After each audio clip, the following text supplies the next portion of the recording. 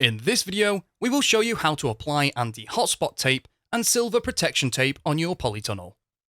This self-adhesive foam tape prolongs the life of your polytunnel cover by protecting it against heat buildup from the metal hoops and abrasion during extreme weather. First tunnels would not construct a polytunnel without using anti-hotspot tape. Here are the parts you'll need. Anti-hotspot tape is applied on all hoops. Some of our customers ask whether anti-hotspot tape should be fitted to all metal framework such as the ridge. Although the polytunnel cover may come into contact with the ridge, we only recommend fitting anti-hotspot tape to the hoops, where the polytunnel cover is under a lot of tension. It is very important that the operation is done immediately prior to fitting your polytunnel cover. This process should be done in dry conditions.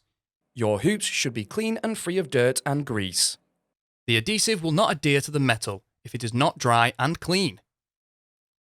On the intermediate hoops, fit anti-hotspot tape in a straight line in the middle of the tube, starting and finishing approximately 10 cm above the ground or fixing rails if fitted. On the two end hoops, the polytunnel cover will touch the top and the side of the hoop, as it is tensioned down the end.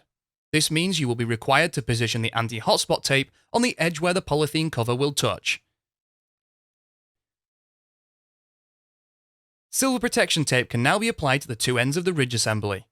If the twin supports have been installed, then silver protection tape is applied to the ends of the twin supports also.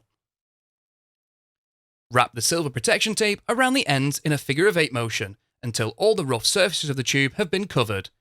Each roll measures 4.5 meters in length. Use approximately 2 meters per ridge clamp.